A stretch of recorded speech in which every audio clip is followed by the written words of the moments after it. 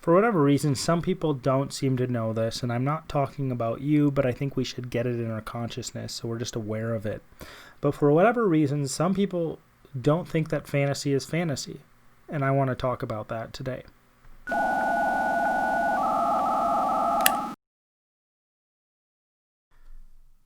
Welcome to How to Write Good. I am your host, Daniel Poppie. You can find out more about me at danielpoppie.com. If it is your first time here, How to Write Good is a writing podcast that seeks to find principles and advice that can be applied across a broad range of writing situations. If you've been here before, don't forget to subscribe, hit that like button below, and share. So first off, I have a feeling that this podcast will be a bit short because I have a headache. Second off, if that's how you actually say it. Second thing, I like fantasy. I really, really like fantasy because a fantasy world, well, let me step back a little bit.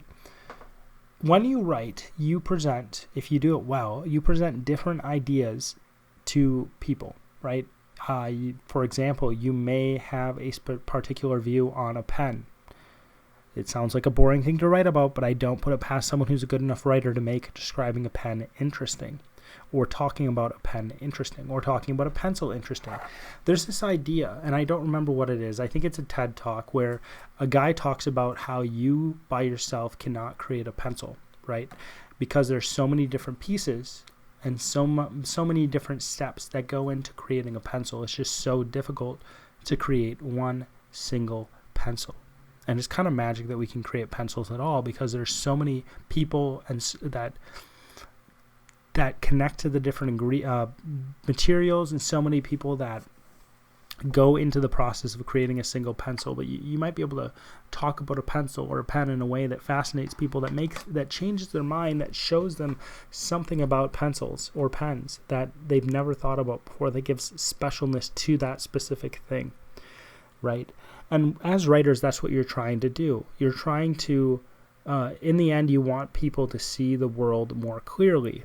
And it's not this mystical type of thing. It's that you have thought about something more and more, and you aren't necessarily lifting a veil from somebody's eyes, but you're more like it's more like directing their attention to details on that thing. I think it's important to think about writing not as lifting a veil from somebody's eyes, because too often in our society we have this idea that suddenly something's going to be revealed to us that's going to completely shift our paradigm. And I know that does happen.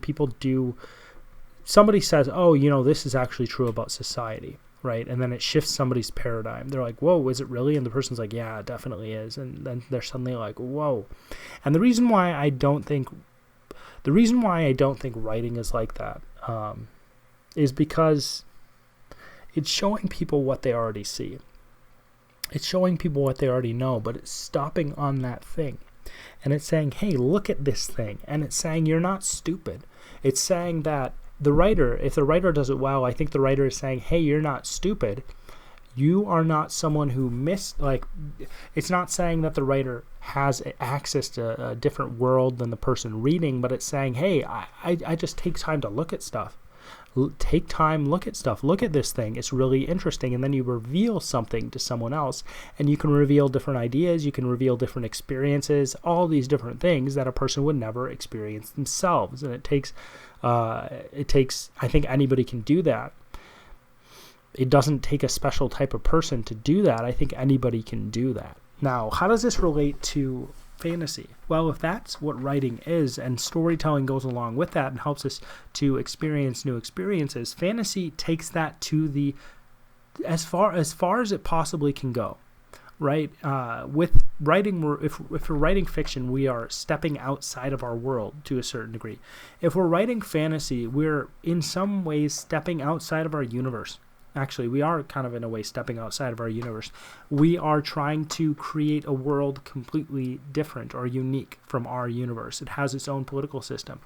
And what happens if we step outside of fantasy? What happens within a fantastical or fantasy world is that we can experience things that we would have never been able to experience in our world, because our world is not set up in that way to experience that particular thing.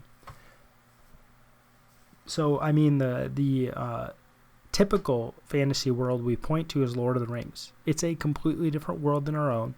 I mean, it's not. It has elements that are similar to our own, but it functions differently. It has magic. This magic interacts in a specific way. There are magical beings. There are different types of beings that interact in a specific way. Specific types of beings do specific things, and it makes us think about our world. It makes us think about that world in a different way. It stretches our mind. It says, hey, what about this? Try this out. See what you think about this. And it divorces us from our world for a very short time. It is escapism. It is pure escapism, but it's not for no reason. It helps us disengage from our world. It helps us plug into a different world. And we are able to think about things differently, or we are able to think about things we'd never think about before. When you write fantasy, I think that is the most important thing. You are writing a completely different world. So I think you need to remember that you are writing a completely different world. It is not your world. All right, I'm going to say that one more time. Fantasy is not your world. I'm not talking about that I'm not saying that you're not the one building the world. I'm saying that it is not this world we live in right now.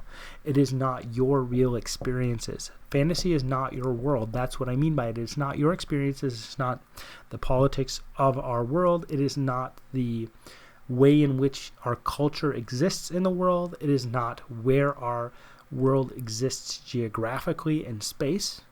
It is not your world. It is a different world. And I think that one of the coolest things about fantasy is that it allows you to look into a situation completely different than our own, like I said before. It is not your world, and that is a really cool and good thing. And I think this is very valuable, and I think it's very important because it not only gives us a break from our world, but it shows us how worlds could be. Right? In a bad way and in a good way. Some fantasy worlds have a lot more hope. Some fantasy worlds are very brutal. Some fantasy worlds are very pessimistic, etc. It shows us different, fiction in general shows us different ideas. Fantasy takes that as far as you possibly can go. And that's where I'm going to leave it. I think that when you approach fantasy, there's a lot of things I would say about that, but the first thing I would say to remember is that when you're creating that world, just because you have a particular experience in your own doesn't mean it needs to parallel exactly in the fantasy world. And this all goes back, if you're a really, really good writer, if you're the best writer in the world, you can essentially make whatever you want to work. It's likely that if you're the best writer in the world, you're not listening to me because you know more than me. But if you're the best writer in the world, I think you could pretty much make anything work and people would read it and they would enjoy it. And I wouldn't be a fan of that happening because I think that you would be able to do so much more if you were the best writer in the world, I think you would understand that fantasy is a separate world. But remember that, if you're writing a fantasy story, don't get stuck in your own head. There's this thing where people are like, oh, well, what character are you in the story? Because oftentimes, and I think it's more with newer writers, they put themselves into the story because they have a hard time pulling themselves away from their own perspective. And I do that as well, if you fall back on habits and everybody writes in a particular way, so you fall back in your own writing style. But with fantasy, people fall back on their own world. They slip into cliches. They slip into what they already know, and I think that it's kind of a shame. Because there's so much you can do with writing a fantasy world. So many interesting things. And I think people want that. I think you're kind of not helping yourself if you don't decide you're just going to go wild with it and run with it. And I'm not saying that you're making up tons and tons and tons and tons of stuff and it takes you 10 years to do world building. I'm just saying that you're diverging from your world. You're doing something different. You're trying to stretch yourself as you write, as you create this world. You're not just trying to reiterate your own ideas, your own ideology, or your own experiences. Again, I'm going to leave it with you here. Fantasy is another world. Fantasy is not your world.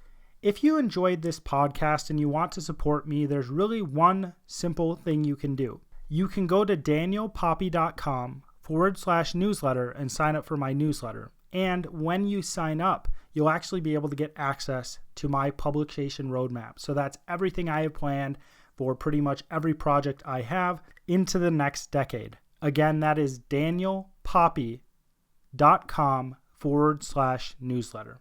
You can also find the link below.